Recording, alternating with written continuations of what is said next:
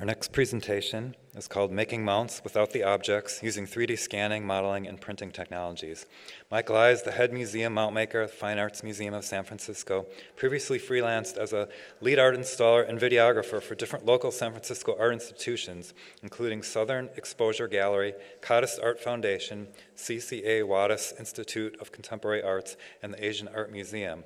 He's also served as the exhibition manager at the Children's Creativity Museum. Mike?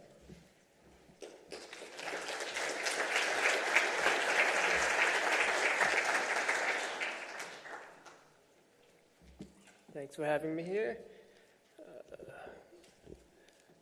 Just going to get right into it, just because of time. Art and War in the Renaissance, the Battle of Pavia Tapestries, is a traveling exhibition featuring tapestries and related objects from the Museum of Capodimonte in Naples, Italy. The exhibition includes Renaissance armor and weaponry. It opened at the Kimbell Art Museum and will travel to the Fine Arts Museums of San Francisco, FAMSF, and then to the Museum of Fine Arts in Houston. Mountmakers from FAMSF were tasked with designing and fabricating mounts for 26 objects, including armor elements, wheel-lock guns, gunpowder flasks.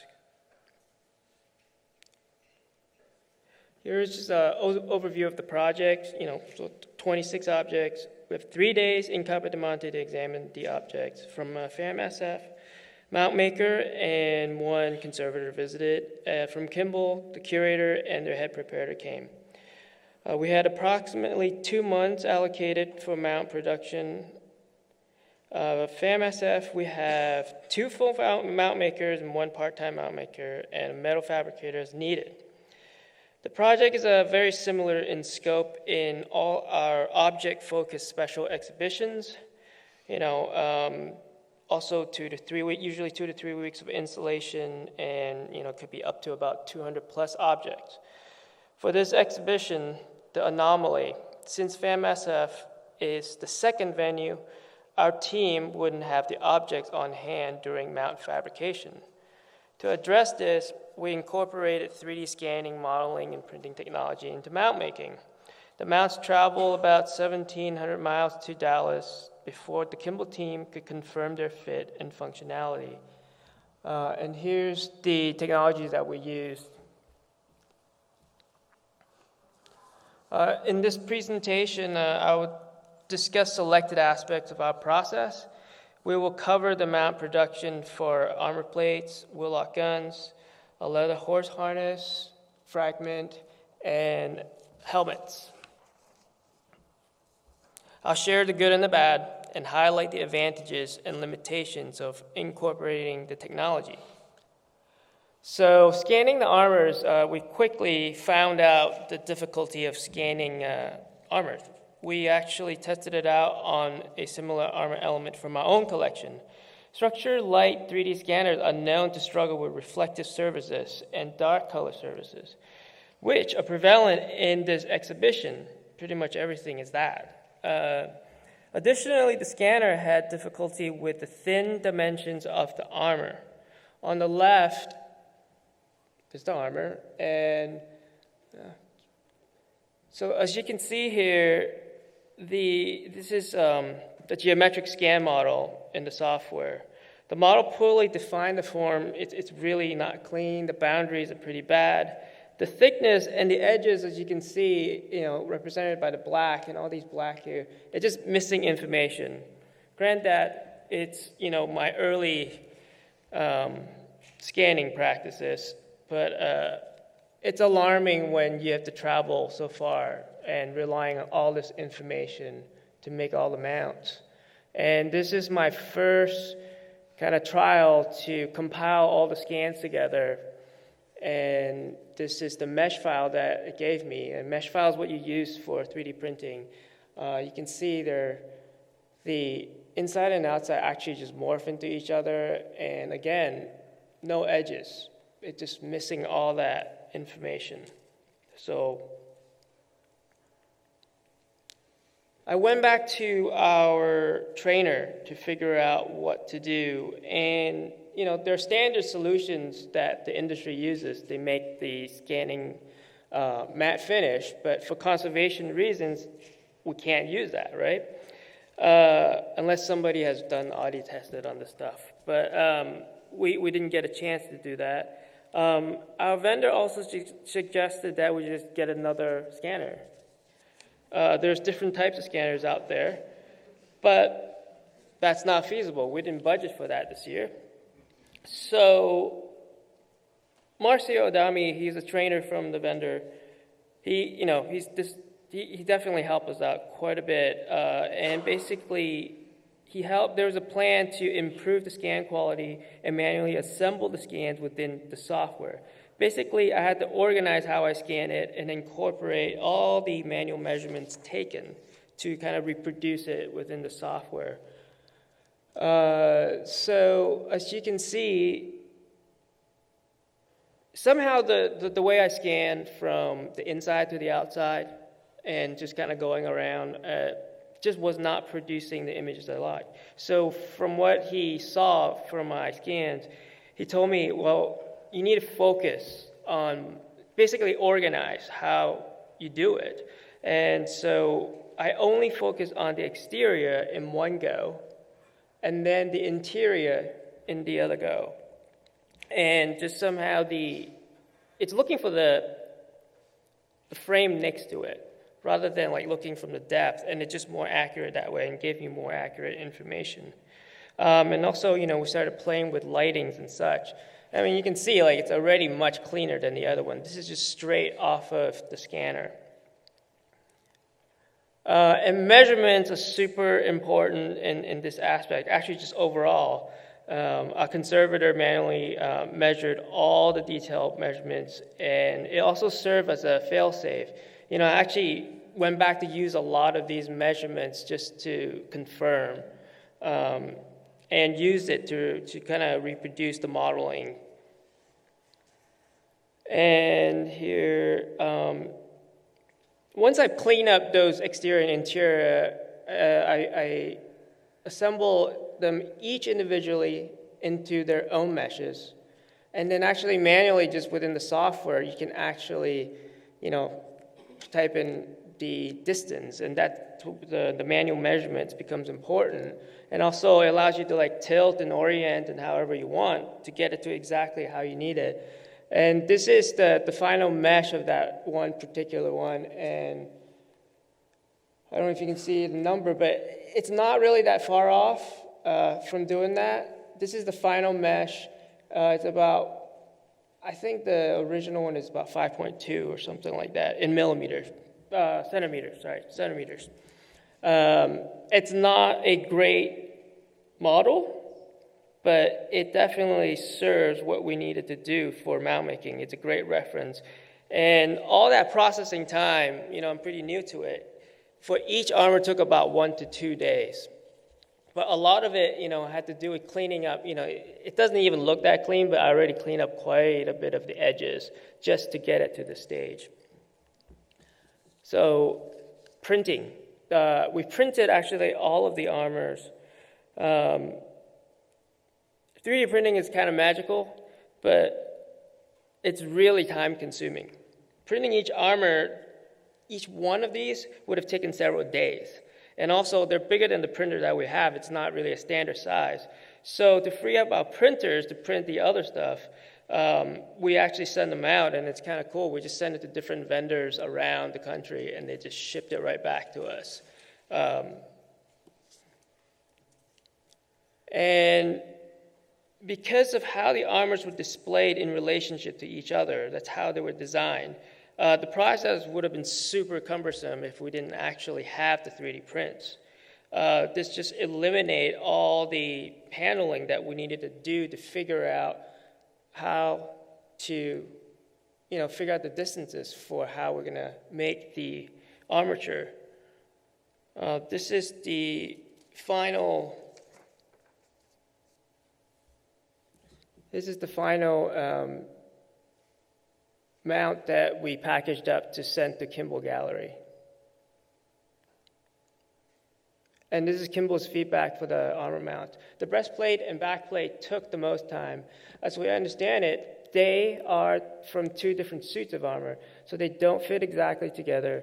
We did have to do some very minor bending of the clips and rod, probably 30 minutes fitting. No additional padding was needed. We did bend and cut some of the horizontal rods to get the balance and spacing right, but it was super close to begin with. The display system was perfect. Just some photos from Kimbell's installation. You know, they did change this quite a bit. We actually send them all of these rather long. We actually didn't even send them the big one, just because it costs so much to ship these. They can just buy them. And they had to figure out the heights and such when they're installing. So this is another problem that we have on site in Italy. These are 4 different guns that I had to scan. And after I scanned it, I realized none of the barrels were lining up. And my hunch was just, again, the top part is metal, the metal barrel, and the wood is super dark. And so they were just not tracking. So right there on site, what I did was actually I just put a bunch of blue tape diagonal lines on the table. And this is the same gun before I had the blue tape on. And this is the model that came straight out of the scanner to the computer. One thing that was important for us is actually prototyping before we went. And this is from a gun from our own collection. And as you can see here, we only really needed 2 little mounts to support. Even though this is shorter, we made a more robust mount for the longer guns, but the 2 areas. What that means is, while I was there, when I started to run out of time to scan, we only had 3 days, as you can see, it's like missing information here. I actually just started to focus only on the areas that I need for mount making. This is from Fusion 360. I just found it a better tool to chop up the mesh files.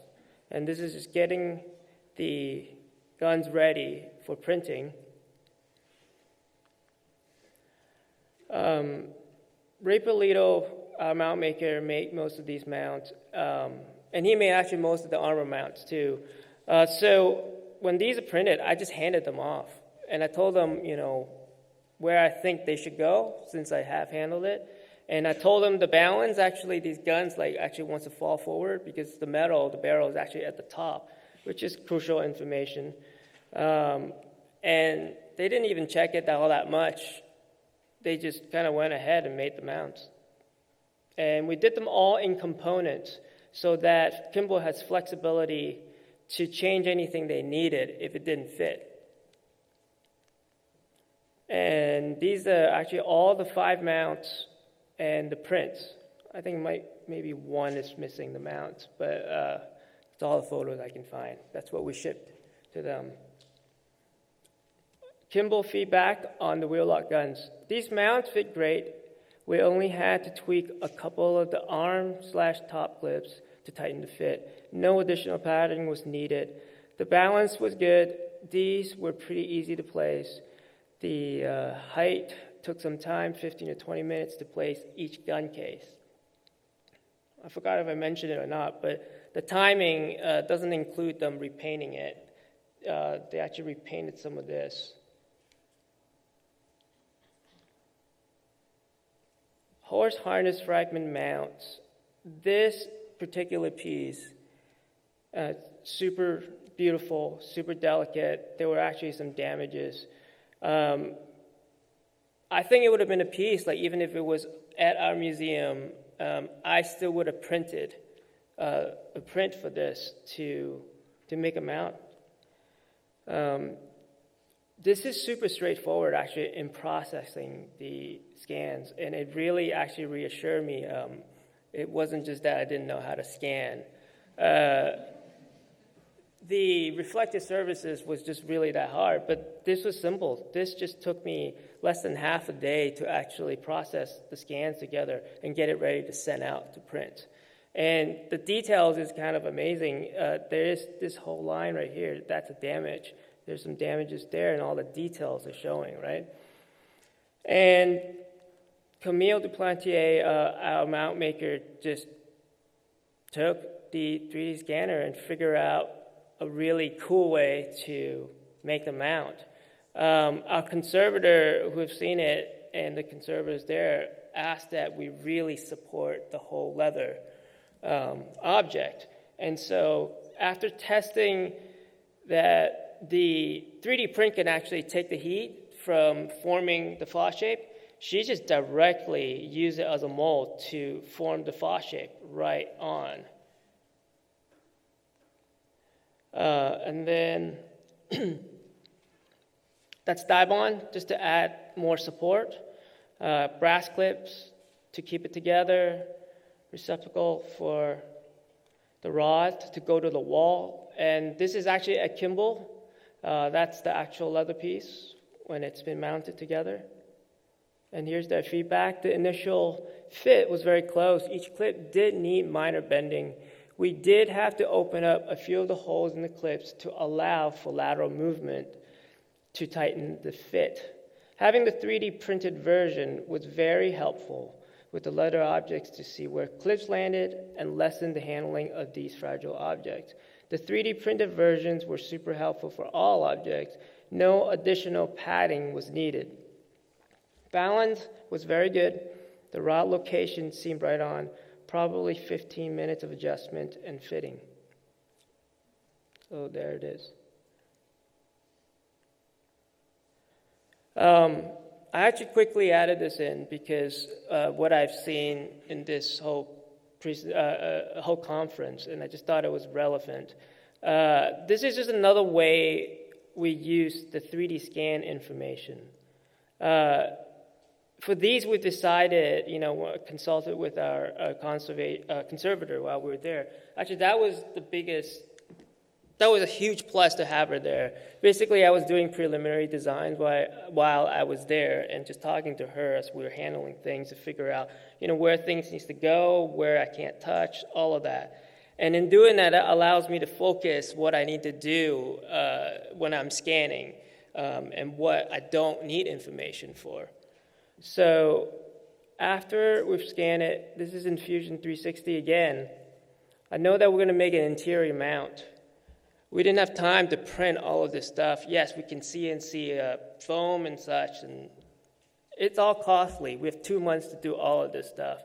We weren't going to send everything out either to do it. So what I ended up happening is actually I cut it up into the size of Ethafoam, and I just printed the templates onto paper.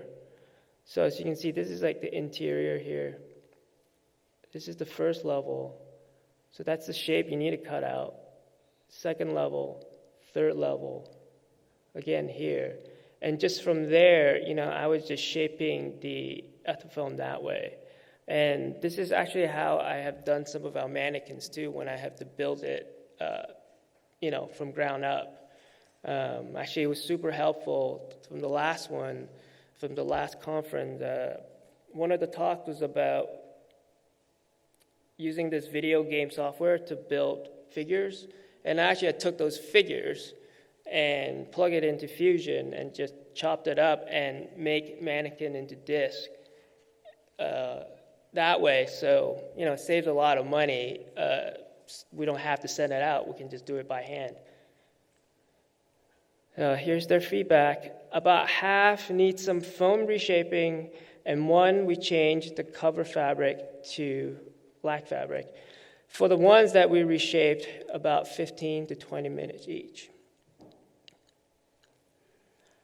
Just some takeaways from, this is the rest of the 3D prints that we've done. Here, actually, we did some in-house that are larger than the printer, and we just reassemble it together, print it in parts. I think Mountmakers and conservators still needs to go. I don't think somebody can just send you a print and you can make a mount. You know, maybe if you know the object well enough, or it's the type of object that you work with, then maybe you could do it. But I think, you know, still we need boots on the ground to examine the objects to know how the things balance. But definitely from a project standpoint, you know, typically what we end up doing is you measure, you come back, you make blanks, and when you have enough times, you have some contours that you have recorded, and you can get those closer.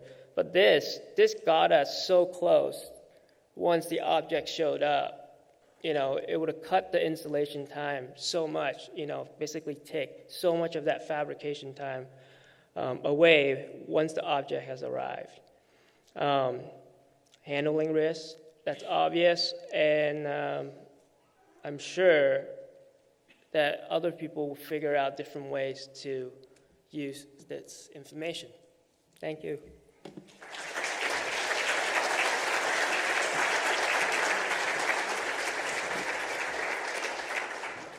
We're super short on time, so we can maybe take one really quick question. But one thing I do want to say, Mike, that you pointed out in your presentation, which I think is really, we've all gone through this, is just how when something doesn't work, you're thinking on your toes, and you're just like, where do we go next? Where do we go next? That just, I think that's, people outside this field don't understand how often that happens, that you just have to think on the fly all the time. So it's great to see you, what you did in those situations. Thanks. For the quick question, have you found any significant differences in center of mass, center of gravity, leading to like balance differences between the printed test object and the final object in a way that's created problems, or is it just a matter of accounting for the additional weight of the actual thing and it all balances out the same? That was all just through notes.